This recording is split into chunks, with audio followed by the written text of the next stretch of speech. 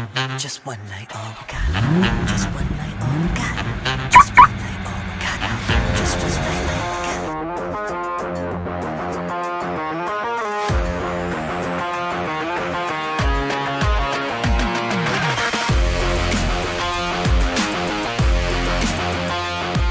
Ассалаумағалейкум, қайырлы күн.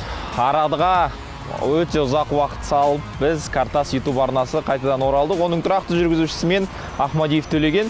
Бүгінгі шолу дәстүрлі түрде жүрекке ең ыстық, жылы менің алғашқы көлігім Kia Rio автокөлігінде жасалмақ. Кеттік.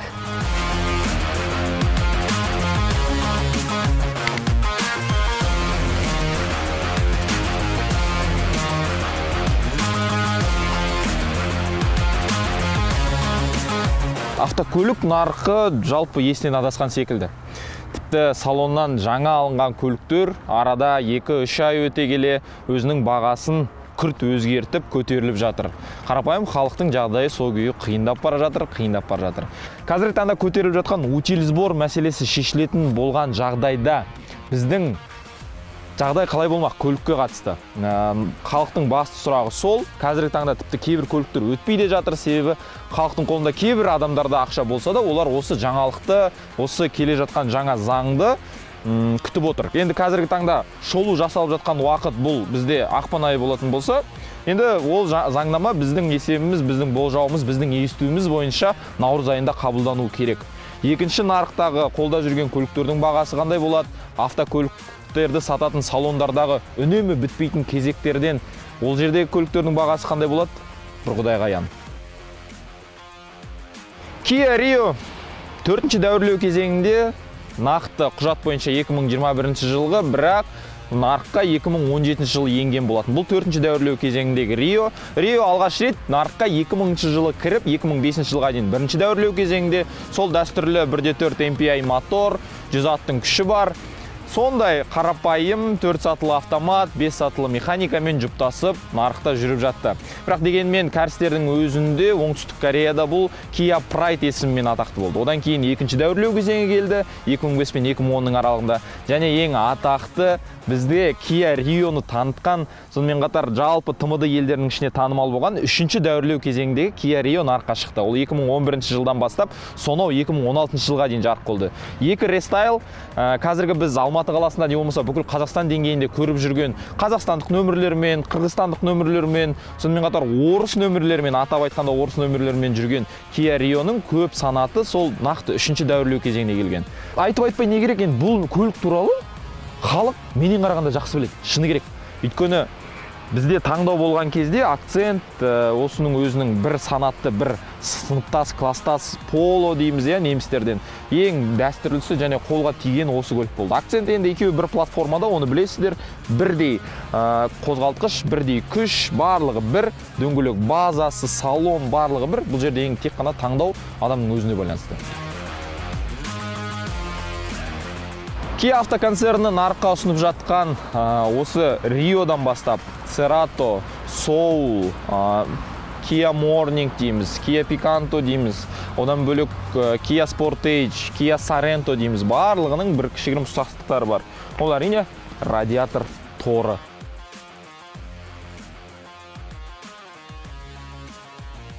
Сонымен қатар алдыңғы шамдарында өзгеріс бар дедім. Қараңыздар, толыққанда біздің кузовқа қарай кірген, сонымен қатар астыңғы біздің бампер өзгерген. Әрине, мойындау керек. Қаңылтыр. Былайша айтқанда қаңылтыр. Мынаның бәрін тартылдататын болсақ, мына жерде міне. Айтқандай міне көрсете кетейін, менің алғашқы боевой крещениелерім мына жерде енді өмір болғаннан кейін бұны тебу үшін алғандықтан осындай кішігірім бір қызық дүниелер орын алған болатын. Әрине ол да тарихта қалады, алғашқы көлік болғаннан кейін. Дөңгелектеріміз 15, тиісінше штамповка, енді өзінің комплектациясына, комфорт комплектациясында осылай жүреді. Сонымен қатар астымызда бізде ДХО, дневные ходовые огни ғана бар, противотуманка бізде өкінішке орай жоқ. Тиісінше биік комплектацияларда ол бар. Алдынан қарайтын болсақ, енді мен ылғи айтам, көліктің шамдары ол оның көздері сияқты. Жақсы, әдемі, шынымен. Кезде Кияны көп танымайтын кісілер, адамдар, тұлғалар бұны Kia Rio емес, басқа көлік деп ойлап жатады. Сондықтан бұның ұтымды тұсы осы. Әрине бұл эконом класстағы Б сегментіндегі автокөлік қой. Тиісінше сыртқы дизайнмен бір кішігірім ұтып тұр. Бірақ дегенмен енді мына алдыңғы шамдарының өзі қазір бағасы ұшып тұр. Бір алдыңғы бір шам үшін бір 90 мың, 80 мың теңге әрине Тайвань болатын болса. Ал егер оригинал шынымен түпнұсқа салатын десеңіз 150-160 мың теңгеңізді дайындаңыз. Алдына соққы келетін болса, мынандай сырлатын дүние болса енді шынымен әлсіздеу кішігірім. Бірақ дегенмен енді тиісінше бағасына да егер үңіліп қарайтын болсақ, бұл эконом класстағы көлік болғандықтан оған дайын болыңыз.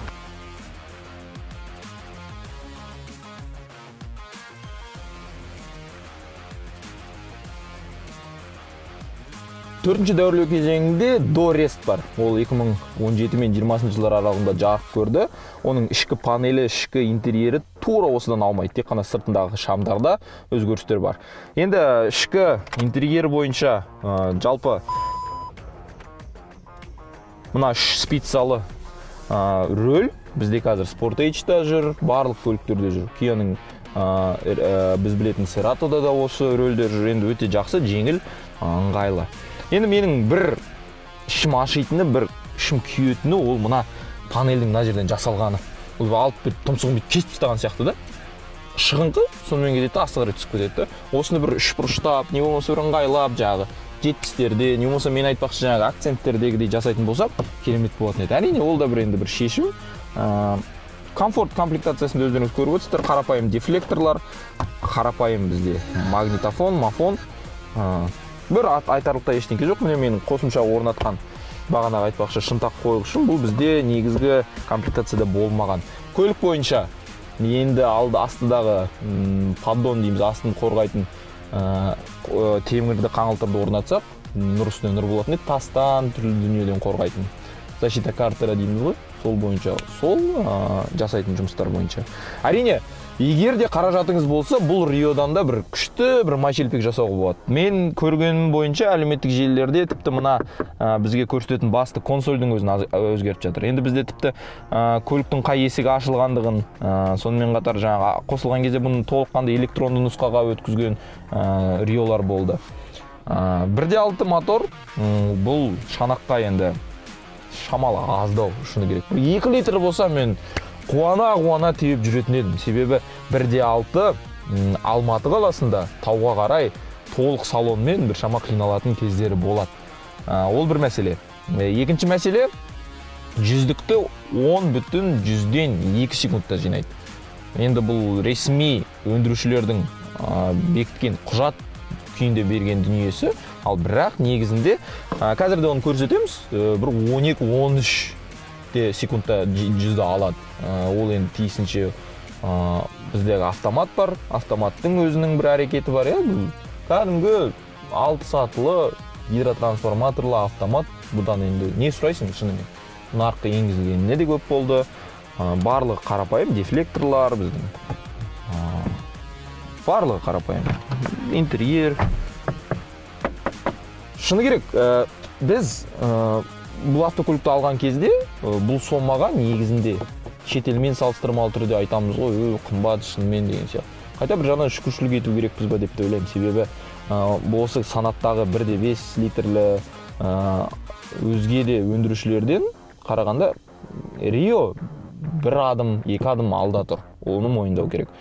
Тиісінше енді алдағы уақытта мынаны да өз қолымызбен ауыстырсақ болады, бірақ бір дүние іштегі дүниеге өзгерістер енгізетін болсақ, бұл гарантиядан ұшып кетеді. Сондықтан оған да абай болу қажет. Алғашқы техникалық байқауым 7000 шақырымда өткен болатын, 20 мың теңгеге өткен болатын. Екінші 15 мыңда 56 мың теңгеге өттім ресми дилерден.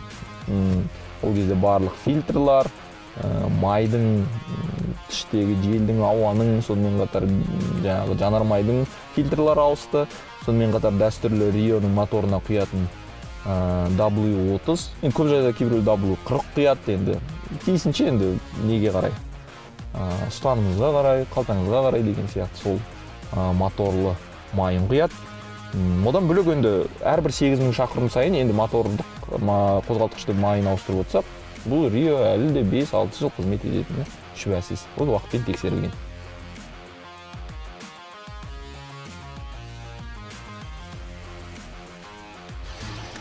Құрметті көрермен, көлік 21 жылғы. Бірақ көлікте Bluetooth жоқ. Өкінішке орай көлікте Bluetooth жоқ. Комфорт комплектациясы болғандықтан екенін мен білем, әрине, одан мықты комплектацияларда ол міндетті түрде бар, бірақ дегенмен біз дәстүрлі классикалық түрде битемізде, өзімізді битіп қосамыз да, өлеңді, әуенді осылай тыңдаймыз. Енді көлікке битемізде алып, осылай не арқылы тыңдаймыз. Енді қалай болады ол? Сіз енді сөйлесесіз жолда.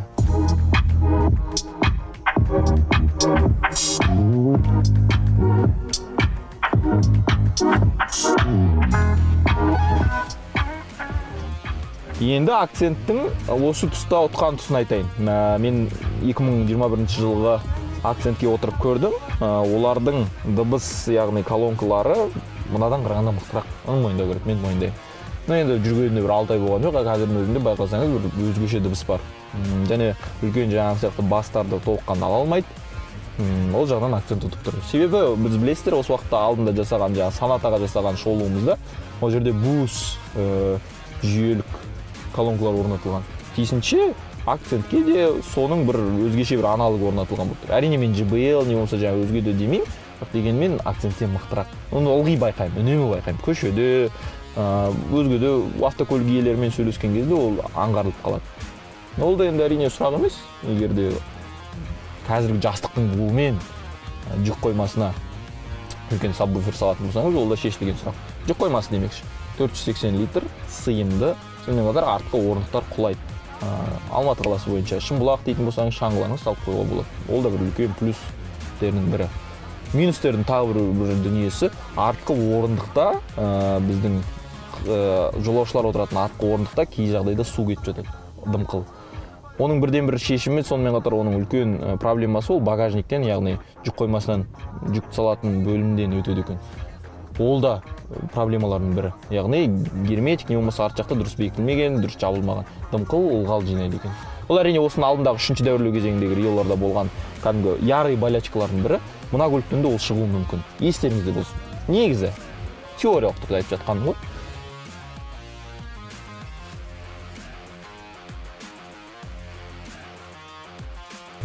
Көбіне білесіздер ма, бұл көлікті шалдардың көлігі деп те кейде айтып жатады. Мен достарым маған солай әзілдегенін ұнатады.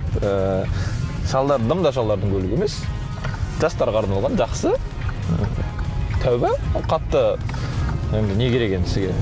Айтып отырмын ғой, 1.6 мотордан не сұрайсың сен? Кешегі біз жасаған керемет Теслалардың жанында, керемет AMG қозғалтқышпен турбина, твин турболардың жанында бұл ештеңе емес. Мойындау керек ол. Оны қазір сіз де бізде анық түсініп отырмыз ғой. Не сұрайсың енді? Бұл тіпті 2 литрде емес. 123 аттың күші бар. Байқайсыздар ма? Оны мен емес, барлығымыз байқап аңғарып жүрміз. Тағы да айтамын, тағы да қайталанып кетейін. Қазіргі автоөндірушілер жалпы қозғалтқыштың көлемін азайтқан сайын, бірақ аттың күші көбейеді. Байқайсыздар ма?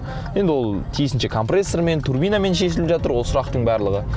Біз білеміз жаңағы 2 литрлі қозғалтқыштан көп жағдайда 150 аттың күшін шығарып жатқан, 180 аттың күшін шығарып жатқан өндірушілерді білеміз, иә? Ол моторлар баяқтан бері анық. Бірақ көрдіңіз, сол ана сөзді мен қайталай беремін де, сол сөзді ұнатам өзім. Кезінде дейді, 90-шы жылдары дейді да, көлікті кәдімгі инженерлер жасаған да. Қозғалтқыштарды инженерлер жасаған.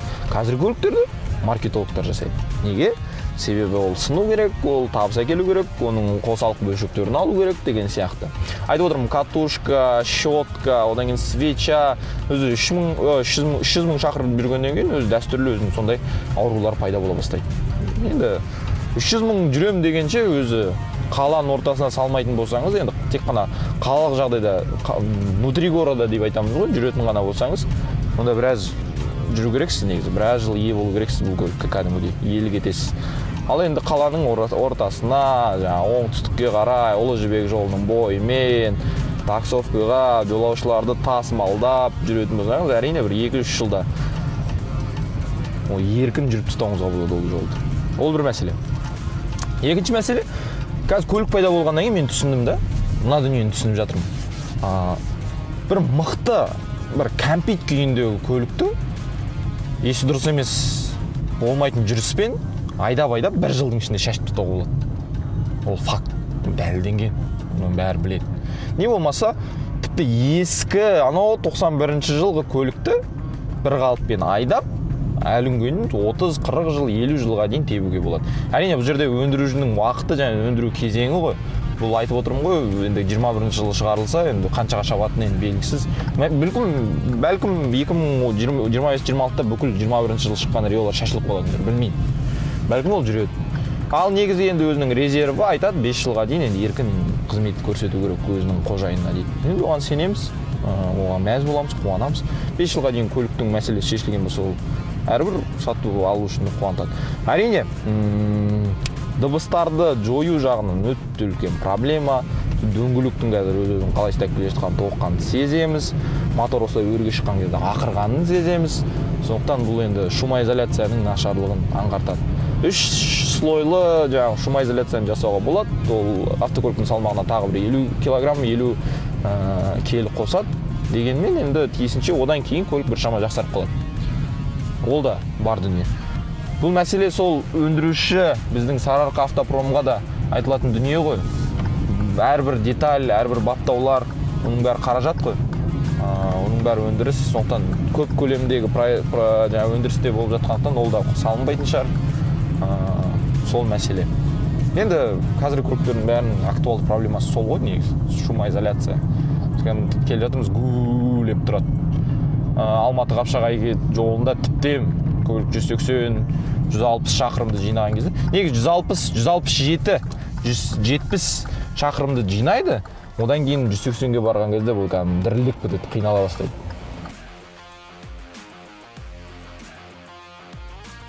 Құрметті көрермен, біздің жоғалып кеткенімізге иіліп тұрып сіздерден кешірім сұраймыз. Енді Картас арнасы түрлі эксперимент жасап, түрлі эксперттерді шақырып, сұхбат жүргізіп, сонымен қатар лайв форматында ешқандай комментарийсіз де бейнероликтерді түсіріп назарларыңызға ұсынатын болады. Бізбен бірге болыңыздар. Мен үшін қуанып қойыңыздар. Қалада көрсеңіздер 099 туған жылмен керемет нөмірді көрсеңіздер, сигнал басып қойыңыздар. Мен де сіздерге қарай ассалаумалейкум деп қояйын. Жеңісті күндерде кездескенше аман болыңыздар. Картас арнасы қайтадан оралады. Аман болыңыздар. Just one night, all we got. Just one night, all we got.